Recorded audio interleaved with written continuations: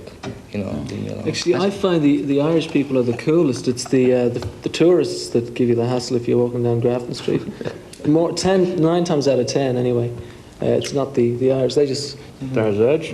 That's all you get. It's like, that's about it. That's it. You must find that guy. Like, you've been famous longer than we have. What's it like for you? Well, I find that they're pleasant. That by and large, and generally speaking, people are very kind. And now and then, when the kids get sort of excited, not that they get excited with me anymore. Come on now, Gay. Could I being modest? They are quite good. Can I ask you something personal, Gay? Like, do you find that, I don't know if this is okay to say, but do you find it that people follow you into men's toilets? Yes. Yes. Because yes. This has happened to me, and it's an interesting place because, yes. In fact, I was in where was I can't remember where it was, but I was in a public house, and I went to the men's room, and I was standing there as you do, you know. As one and does. I was just standing there, and the guy came in, and he went up the other end, and he was. He's looking over, and I have to admit, I could not get it together. So I was waiting for inspiration, as it were, and he said nothing, and he just went and he washed his hands. Of course, he was all right. He was fine. He did his thing, and he went and he washed his hands, and I was still waiting there, and he just came up to me and he just as he entered the door, he went, "A stage fright bellow."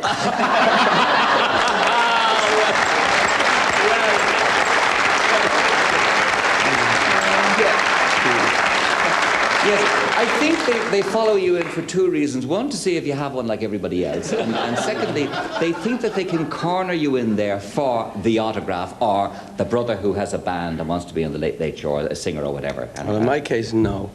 Go back to when you were on the Whirlwind, the tour, and America and all of that. Adam said, you know, before all this started, like as if this was a thing that happened to you. When you're in the throes of all of that, looking back on it now, talk to me about that. You must remember your first time you ever presented a Late Late Show, and there's a live audience, and you know, there's people there, and it's nothing like that at all. No, I don't. It's nice try, Bono. Nice try. Yes. It is a very hard thing to explain. It is a very hard thing to explain what it's like. And it is an amazing feeling of being loved, actually. You just feel like love for your music, and you walk out on stage, and it is an amazing feeling. Those 2 hours are really the only 2 hours. And they make up for the other hours, which can often be very boring or just full of kind of... you know, meeting people you don't particularly want to meet and that kind of thing. We found a way of doing it now, and which stops us feeling like we are just pieces of luggage, because you can feel like you're just a piece of luggage sometimes. But those 2 hours, the time you're on stage, it's kind of unexplainable, and you just go into a kind of it's like a trance, really, or something like that. You don't quite know. You just go into it and you come out of it, and it's just this magical feeling. I think a U2 concert is a strange thing for us as well as the audience. I think the atmosphere and the music is much bigger than the band, or even, you know, it's just much bigger. It seems to be. Have you all figured out yet whether you're loved for yourselves or whether you're loved for what you do? Do you make that distinction? I'm quite sure. Yeah, myself. it's definitely for what we do. For what you do? Yeah. Okay, how many times have you seen Rattle and Hum? About Too many times. 15 times. Maybe. Good, well you're going to see it the 16th time then. Because a lot of people may not have seen it. I've seen it, as you know, and it's a beautiful, beautiful production. And I want to bring you one of the favourite pieces for me. I had great difficulty with Kieran today deciding which to use first, Helter Skelter or this bit.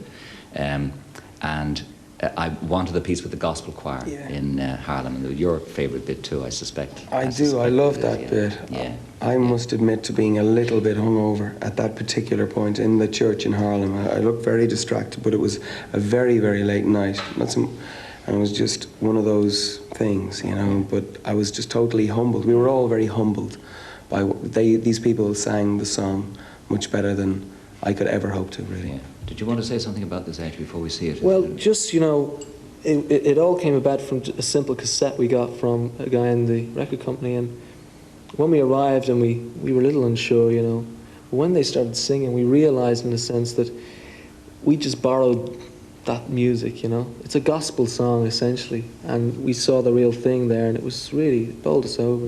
You know, whatever the effect it has in the cinema, you know, it was 10 times as intense for us actually being there when they started singing. I had to pick myself off the floor after they opened up. You kind of think they've done it all before, years ago, before you were born. Really, yeah. Yeah. Roll it there, Roisin, please. This is from Rattle and Hum, a lovely session with the gospel choir in Harlem.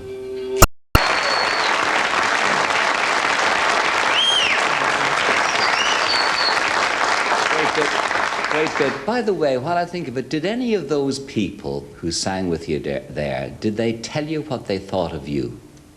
Did any of them come up and say? A couple of them. Did they? A couple of them did. Various different things. Like a few of them, you know, you get in New York, you get the sort of street guy, he comes up and says, "Listen, Ed, I got this band, here's my cassette, you know, this is my card, phone me next week." So there was a few. I came out with like 15 cassettes in my pockets. But like a lot of the people, like really sweet. In fact, I remember just watching it there. We spent a month or 2 months in the studio editing this, putting it together. I think I fell in love with about 5 or 6 of the girls in the front row during that time. You know, different ones. They're so great. I think real people, they don't tell you anything. They show you. You can see it in the way they look at you and whatever. And that's what those people have.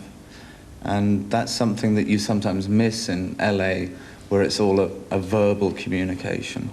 It's all, you know, how white your Mercedes convertible is or whatever. But those people who have heart and soul, which is very similar to Irish people, they feel an empathy for you and you feel it for them, and you pick that up. They don't have to say anything.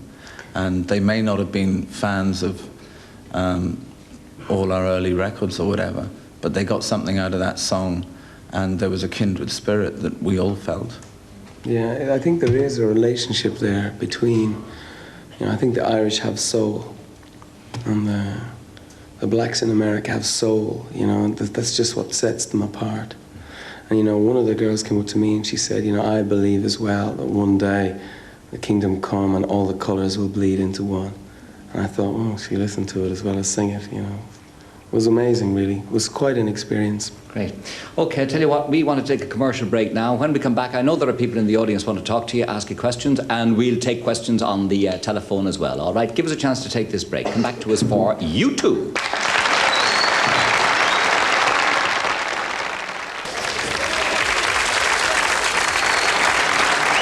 Okay, I dare you, Larry. One caller already on the phone saying, who are these people who came on the Late Late Show? Usually you introduce your guest. These people just appeared from the side, one of them carrying a bottle of beer, very unbecoming. Sorry, Mrs. You coward! You coward! Coward! Swear I'll never do it again. Now, when did you get your first break? An ex-school pal wants to know when you got your first break. You don't When want Lawrence to go into all ran that. over his foot on the bike, I think that was the first break we got. When Lawrence ran over his foot on the bike. Who wants to get in here? There was